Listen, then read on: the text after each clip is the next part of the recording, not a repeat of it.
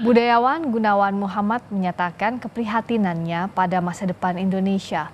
Gunawan menitikan air mata saat bercerita kepercayaannya pupus dan juga harapannya akan Indonesia memiliki pemimpin yang bisa diandalkan.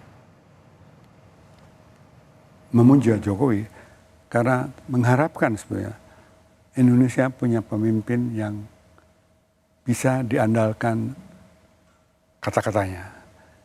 Negeri ini kan banyak sekali trauma ya. Dari sejak, dan saya mengalami, yang tidak dialami banyak teman yang kebetulan lebih muda. Pergantian politik 65 yang sangat berdarah, kebetulan saya di luar negeri, tapi saya kan tahu. Kemudian Soeharto, perlawanan kami terhadap Soeharto,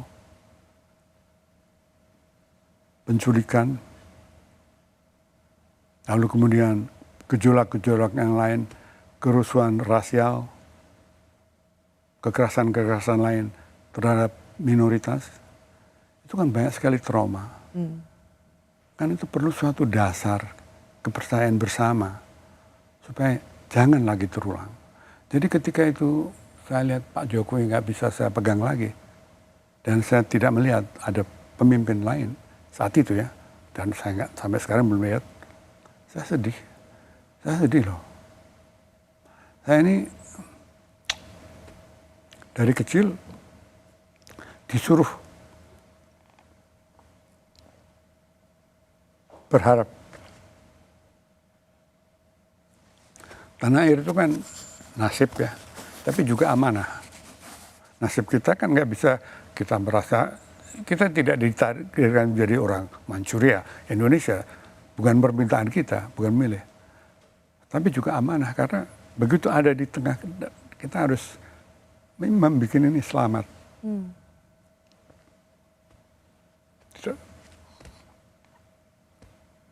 Mau ada pilpres, saya udah bilang, saya nggak mau milih lagi lah. Saya mau melukis, menulis, saya mau menulis novel, saya mau menulis beberapa buku. Dan akhirnya kan saya banyak menulis buku. Saya menikmati belajar filsafat lagi. Nah, betul-betul saya tadinya sudah mau mengundurkan diri. Saya pergi Ubud, bekerja di sebuah studio yang menarik di sana, namanya Studio Defto di Campuhan. Saya belajar printing, litografi dan sebagainya. Tapi tiba-tiba ada gejala yang menakutkan, yaitu Mahkamah Konstitusi itu. Saya bilang kepada diri saya dan teman-teman, emangnya saya tega ini? Emangnya saya tega negeri ini nanti akan dihuni oleh cucu saya, anak saya yang mengalami kekacauan? Emangnya saya tega? Negeri rusak. Bapak saya kan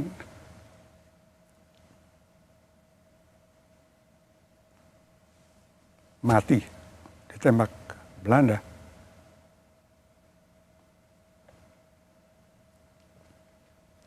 Dengan harapan. Jadi saya harus ikut lari di sini. Saya mau ikut lari, mau ikut lagi, tapi saya nggak bisa sepenuhnya. Dalam program Rosi, budayawan Gunawan Muhammad menyebut proses putra bungsu Jokowi, Kaesang Pangarep, menjadi ketua umum PSI tidak wajar dan tidak adil. Gunawan menyatakan Kaesang menjadi ketum PSI karena anak presiden. Memang mengharapkan partai ini. Jadi, dan saya masih punya harapan tipis ya, harapan bahwa dia akan baik paling tidak dalam parlemen lokal. Tapi kalau sudah masuk parlemen, dimulai dengan tawar-menawar kekuasaan, nanti di dalam bagaimana? Apa tidak mengulangi apa yang terjadi? Saya tidak menentang Kaesang masuk sebagai ketum PSI, tapi kan harus melalui jalan yang benar. Kader kayak latihan kayak, kalau partai mau kuat itu harus pimpinannya terlatih, militan berbenturan dengan berbagai problem. Tapi kalau dicangkokkan di sana terus, ya untung Kaisang orangnya lucu, saya seneng deh. Tapi menurut saya salah itu. Salah memilih ketum PSI. Give it a chance, Mas. Menempatkan Kaisang karena dia anak presiden, tidak mungkin kalau Kaisang bukan anak presiden di sana. Tanpa dia memasuki proses pengkaderan. Ya. Apalagi partai ini kan berdasarkan kesadaran.